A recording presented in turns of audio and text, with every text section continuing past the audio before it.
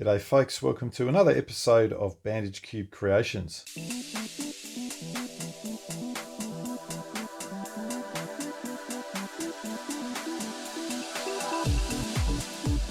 Well, this particular puzzle is called Kybiks Mad Eye. And I have no idea who Andy Kybik is, but he made this puzzle and it's called the Mad Eye. Why is it the Mad Eye? I'm not really sure. It's probably something that some pop culture reference that I'm not aware of, being a hermit. And let's have a look at what it does. The reason this is an interesting one is because it's sort of quite blocked because of the different angles. And I think the angles are something that I've been thinking about. I think it's got a lot to do with what makes a twisty puzzle or a bandage puzzle difficult. Not entirely sure, but that's a working hypothesis. So this one, in order to scramble it, I've kind of gone, well, let's initially do something like that, which at least allows me to just turn these two faces with abandon and scramble as much as I can. I often find doing this that pieces just come back, look at that, just come back together even though I don't want them to. And after I've done that a little bit, I'll probably just switch that around to get these pieces into the mix. Do that for a little bit. And these, you can see, that's come down there not very well scrambled. So let's at least have that scrambled properly. Now from there, there's not, you can only really rotate these pieces. So I can do things here, just sort of, I guess, standard-ish moves that you might do. But there's not a heap that you can do apart from this. So as far as the scramble goes, that's pretty reasonable. You can see there are still pieces that just keep landing in the slots where they belong, which is, well, I don't really like it, but what can you do? So do I do anything else with these? All I can really do is turn them like that, turn that around. I'll turn that around again. That's about as scrambled as I can get it, apart from, obviously, look at that. Oh my goodness, what is happening here? I can do better than that. I'm going again. This is insane. This puzzle is an unscramblable puzzle. Let's just try at least doing that.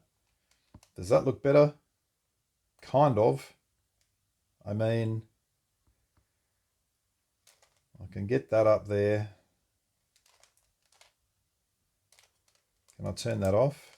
I can now. It's probably put something back together that shouldn't be. You know what? I'm done. Let's move on to the solving phase. So the solving phase, I want to line up this big clock first, and I want to line up the other two clocks and just have them in that position. Now, what I'm going to do is initially kind of think, oh, I'm going to make a little big block here. That's silly. It's not a little big block. It's a big block. Sort of running something like that. And then I'm going to just keep going. I'm going to leave myself with one slot and then do the upper face. And we're going to use Sune here because it lends itself to using Sune. We're also going to use the corner piece series because it's beautifully set up for that. We'll see that later on. So still all really simple moves here. So let's start with, doesn't matter which of these I start with. I'm going to say I'll place the blue orange into here. So I see the blue orange is there. So I'm going to move it up, and note carefully that there's only one direction that I can move it up. I cannot move it up that way because of the blockage. So I have to move it up this way. Now, if I try and place it, again, normally I'd just bring it down like that.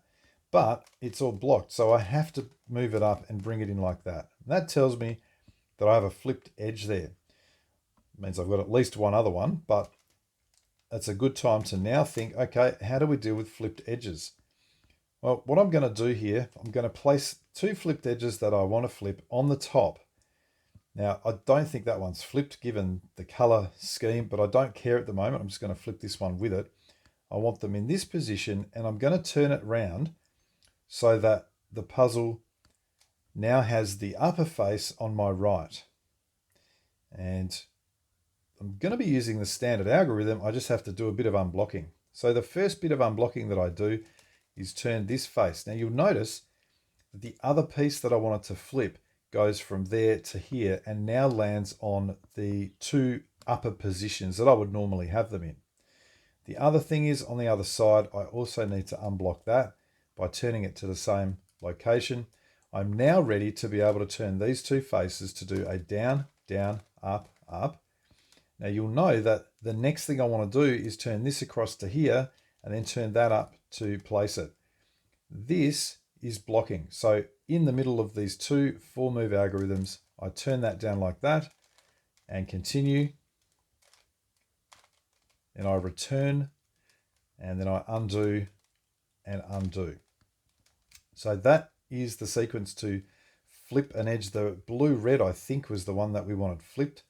Or was it the blue-orange? I can't even remember now. I think it might have actually been the blue-orange. Okay, and what we'll notice now is that when we try and put it in, it goes correctly. That is what I want. Now, we are also going to place the corner here. We don't have to do the corner now. I just find I might as well get it done. It's pretty straightforward. So I'm looking for a blue, orange, yellow corner. The first thing is that I want to have it above here. So let's at least get this up onto the top face. I'm going to bring it above where it belongs, and I want the yellow to be on the top. And in this case it is. Now, I would either turn it this way or this way, depending on which way I could turn. I can turn this way, so that's what I want to do. So I'll bring it up to there. Again, it's the same sort of view that I had before, and it now allows me to do 3 up, up, down, downs, which will swap these two. It'll also swap these two, so we do want to check as we're going that we don't have stuff we've already done in these positions.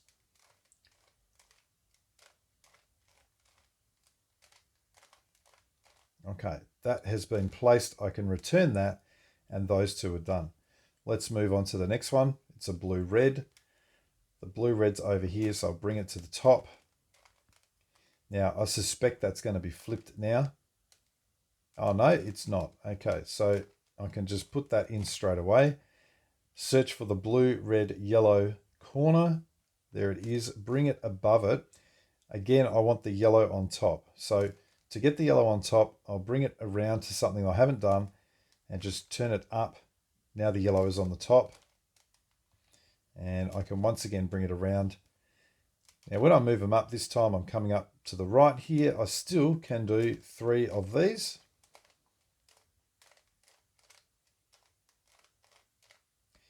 And replace it. It hasn't touched that. That's been done. I now have, if you look at it, a big block. Okay, good. Well, I'm going to keep going, and I'm going to get either the green red or the green orange. Doesn't really matter. Let's go for the green red. And I think that one will just go into position. Now notice the corner required there is correct, but it's misoriented. So again, I'll move it up to here, and the first thing I'll do is bring it out. Now I can't just turn it off now because it's moved that out as well. So I do want to do all 3 of these, which will at least bring it out to the top face. Now I've got to work out how to get the yellow on the top, and I've only really got 1 slot to play with. I don't want to do this here because it'll move the red-green edge out as well. So I have to do it on this slot, and I can only turn it one direction. So I'm going to turn it like that. That's not on the top yet.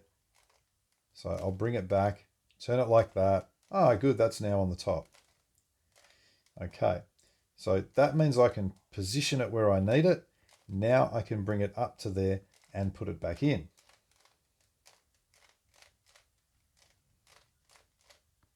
All done, and you can see 3 of these are done.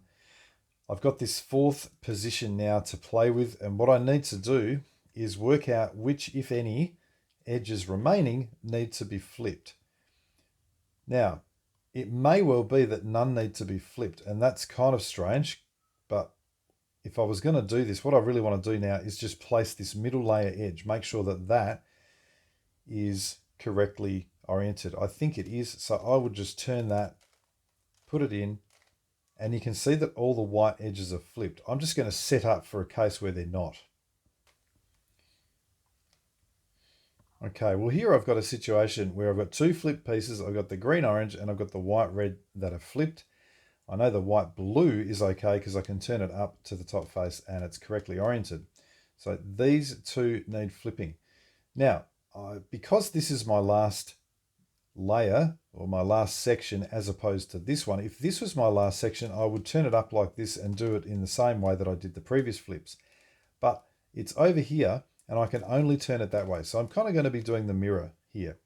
And what that means is if these are the two pieces that need flipping, firstly, I want to position them there so that when I turn them up, they are now on this top section.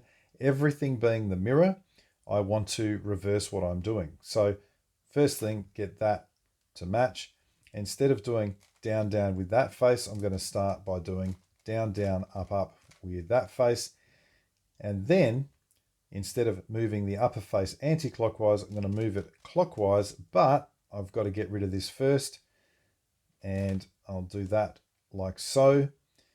Then turn it across, receive, undo, undo. Let's return that. Let's return this and let's return this one. Let's see where we are. That's still good. That's still good. That's still good. And let's have a look at putting the green orange back into position now. And you can see that has been flipped. And in fact, so has the other white piece. So that's the sort of thing you want to do. Now, at this point, you've got all edges flipped, correctly oriented, but they may be out. Now, you might find that you have a swap of edges. So you could find, say, these two were in position and these two were swapped. If that happens, you would simply turn the white face one turn. You'll notice I've kind of got that scenario. Let me see if I can almost set it up. Yeah, that's the scenario I'm talking about. These two are in position, these two swap. Oh, I've got a swap of edges. I'm going to turn that face one turn, which at least now gives me a 3 cycle. Now, that 3 cycle can be dealt with using a Sune. In this case, it's just blue to orange to red. That's the most standard Sune we've got. The only issue is I can't turn this face as my right face because of the blockage. So I would just rotate, allows me to turn these side faces. So let's do that. And I'll bring that upper face back and you'll see all the edges are now solved. So the next section is to place any corners that need placing. And this is done with the corner piece series. That one is the only one on the bottom that is potentially not placed, but it actually does happen to be placed. Now, if it wasn't, let's say the yellow, green, orange was up here somewhere and I needed to put it in there, I would basically turn it up with some sort of setup move like that to get it onto that upper face. At the moment, what we've got is 4 corners up the top, and it looks like I've got 2 swaps, I reckon. White, red, blue, going to white, orange, green. Yep, so there's a swap, 2 swaps of corners. So at this point, I'm just going to carry out a corner piece series to solve one of them. Let's see which one it was. It was the white, red, green. That is now done. I'll look at the remaining 3 and see what the direction is. It's blue, orange, orange, green. So it's like this. So another normal corner piece series. Again, I can't turn this face, so I just need to hold it here and do a setup so that I'm able to rotate. Away I go. And when I put that back, we'll see that all the corners are now into their position. Well, the final stage is to twist them. And I'm going to use Sune and Sune Mirror to do that. I like to get this one done first if I can.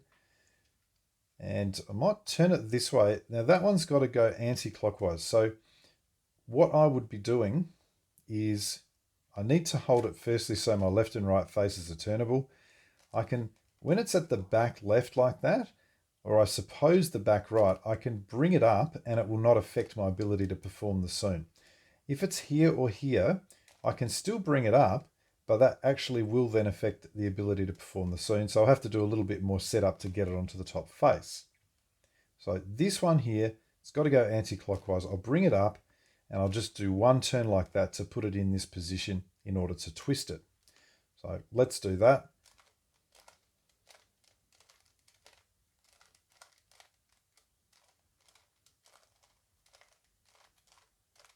Okay, that's all done. It actually twisted this one as well. I wasn't really concerned with that, but there you go. Put that back down. That one is solved. That leaves us 3 corners on the top to twist. I'm going to have to do at least 2 lots of this. They're all going anti-clockwise, so I probably will end up twisting. I might just do this one first. I'll do a setup, get that one done.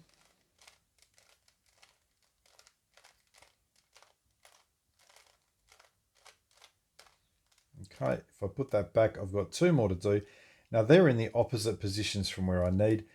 So the easiest thing is simply to do that routine 2 times in order to get these twisted.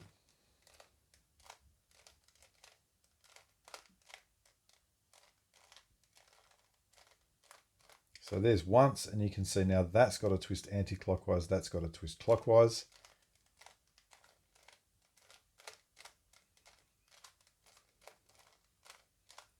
There's the second time, and we are done and dusted. So that's my method for Andy Kybiks Mad Eye. Nice puzzle, a little bit challenging, had to think a little bit. There it is. Well, here's the puzzle for the next video, and this one may look familiar. This is called the Edge Road. This has a bit of an interesting history, so make sure you tune in for that one just to hear why maybe the inventor of this perhaps should not be credited with it. Get to that next video, but this is the original color scheme of this thing. So this may look different to some versions you've seen, but I guarantee you, I've double checked this. This is the original color scheme. And what we have is the green face, all single cubies. And we then have a clock on all 4 of those positions. So that's quite all there is to it. I'll see you in the next video for the Edge Road cube.